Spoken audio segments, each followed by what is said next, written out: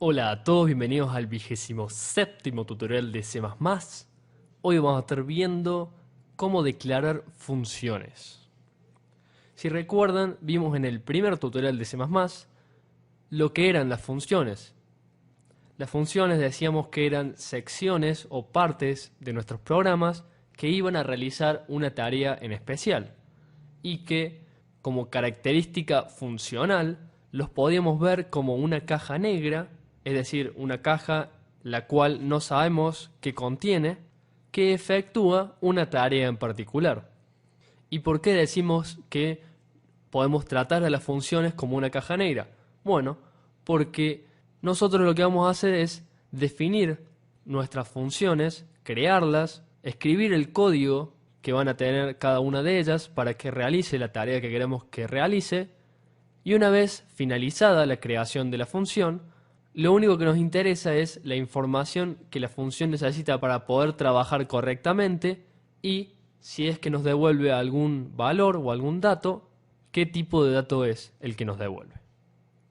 Entonces, dijimos que vamos a estar definiendo funciones dentro de nuestro programa y cuando llamemos a estas funciones, cuando las invoquemos, es decir, cuando querramos que se ejecute esa parte de código, la mayoría de las veces vamos a necesitar transmitirle algunos datos necesarios para que la función pueda trabajar.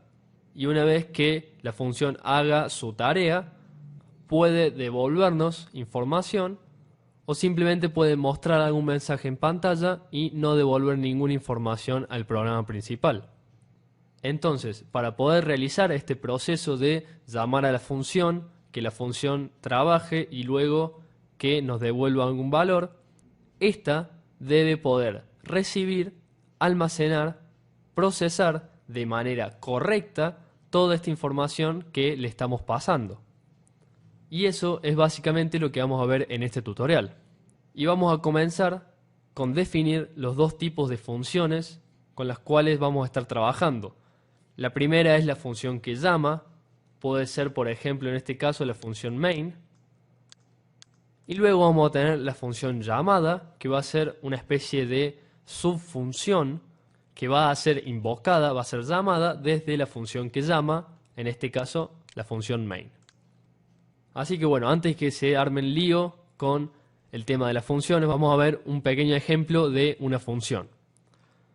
Vamos a ver un pequeño ejemplo de cómo crear y definir una función.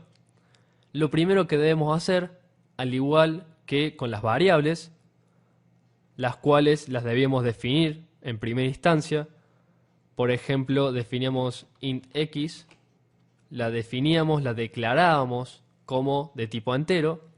En el caso de las funciones, tenemos lo que se llaman los prototipos. Los prototipos es una especie de declaración de una función. El prototipo es de esta forma: tipo de dato, nombre de función, y luego entre paréntesis vamos a poner los tipos de datos de los argumentos. Entonces, en los prototipos de las funciones que vamos a crear, recuerden, esto es el prototipo. Primero vamos a colocar el tipo de dato que va a devolver esta función. Luego colocamos el nombre de la función que vamos a crear. Y finalmente, entre paréntesis, los tipos de dato de los argumentos que le debemos pasar a la función para que pueda trabajar correctamente. Si se fijan, en la función main es básicamente lo que tenemos. Int es el tipo de dato a devolver, main el nombre de la función, y luego entre paréntesis, en el caso de main, no necesita ningún tipo de dato como argumento. Entonces, una vez que, entre comillas, declaramos la función, una vez que escribimos el prototipo de la función, ya podemos pasar a la definición de la función. Entonces, vamos a pasar de este estilo genérico a un ejemplo en concreto. Vamos a poner void multiplicar, ese va a ser el nombre de nuestra función, y luego ponemos int, int. Void lo que quiere decir es que no devuelve ningún tipo de dato. Podríamos poner int si la función devolviera un entero, double si devolviera un tipo de dato de doble precisión, o simplemente ponemos void cuando la función no devuelve ningún tipo de dato. Multiplicar es el nombre y luego tenemos dos argumentos, ambos de tipo entero. Fíjense que hay que separar los tipos de datos de los argumentos con una coma. Bien, ponemos punto y coma y ya está listo el prototipo de la función. ¿Para qué nos sirve el prototipo? Sirve para que se puedan verificar si hay errores en los tipos de datos, en el tipo de dato devuelto y en los tipos de datos de los argumentos. Y además nos asegura que siempre que llamemos a la función, que invoquemos a la función multiplicar en este caso, siempre se van a convertir los argumentos transmitidos al tipo de dato del argumento.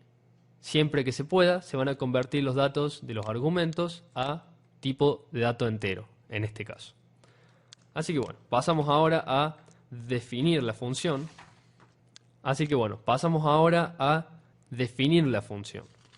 Para definir una función, lo primero que debemos escribir es el encabezado de dicha función. El encabezado consta de el dato devolver, en este caso void, ya que no devuelve ningún dato. Luego el nombre de la función, multiplicar. Y finalmente, entre paréntesis, los argumentos. Ponemos int y el nombre del argumento, int y el nombre del argumento. En el caso de que no tenga argumentos la función, siempre debemos colocar los paréntesis. Es decir, si no hay argumentos, colocamos los paréntesis vacíos. Bien, ahora vamos a abrir una llave y entramos en el cuerpo de la función. En este caso, simplemente vamos a poner un cout que muestre por pantalla el resultado de multiplicar x por y. Cerramos la llave y eso es básicamente el cuerpo de nuestra función. Fíjense que tiene la misma estructura que la función main. Tiene el tipo de dato que devuelve la función, el nombre. Como no tiene argumentos, van solo los paréntesis. Una llave que abre el cuerpo de la función, el cuerpo propiamente dicho, y una llave que cierra el cuerpo de la función.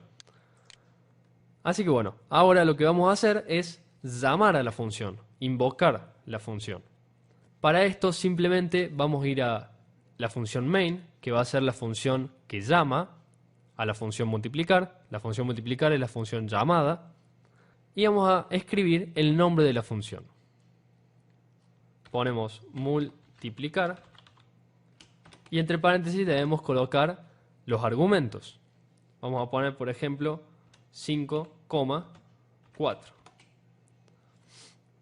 Siempre los argumentos van separados por coma.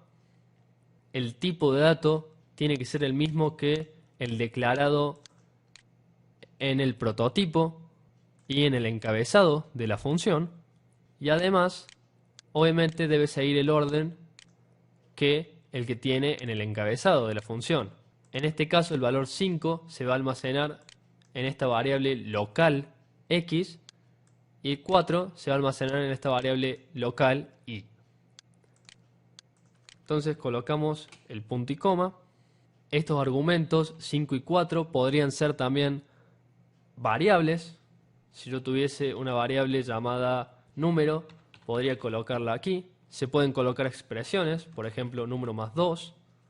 Y simplemente lo que va a suceder es que se va a evaluar esta expresión y una vez que obtengamos un número se va a reemplazar y ahí recién se va a llamar a la función multiplicar con dichos valores. Una vez que hagamos la llamada a la función multiplicar solo va a recibir una copia de los valores que se utilizan para llamar a la función. Es decir, x va a recibir una copia de este valor 5 y va a recibir una copia de este valor 4. ¿Por qué sucede esto? Porque si tuviésemos una variable acá, por ejemplo num, y num ahora corresponde a la variable x cuando llamamos a la función, no queremos que exista la posibilidad de modificar accidentalmente el valor de num, por lo cual solamente se le pasa a la función multiplicar una copia del valor que tiene la variable num y no la variable num en sí misma. En el caso de que querramos modificar a propósito, intencionalmente, la variable num, la variable pasada a la función, existen otras maneras, pero en casos generales no se desea modificar la variable que se utiliza para llamar a la función. Bien, entonces vamos a ejecutar el programa, esperando no tener ningún error, y fíjense que aparece por pantalla el número 20. Así que bueno, solo para finalizar, les quiero comentar que cuando trabajemos con funciones, la estructura que se suele adoptar es la siguiente: colocar los prototipos de las funciones al comienzo del programa, antes de la función main, esta línea, luego la función main y finalmente todas las definiciones de las funciones que vamos a utilizar. Nunca se puede llamar a una función antes de que haya sido declarada. Por ejemplo, si queremos colocar el prototipo debajo de la función main, vamos a estar llamando, invocando a la función multiplicar antes de que haya sido declarada. Por esa razón, los prototipos siempre se colocan antes de la función main. Y las definiciones de la función siempre deben estar colocadas fuera de las otras funciones. No podríamos hacer esto: agarrar la definición de la función y colocarla en la mitad de la función main. Eso no se puede hacer.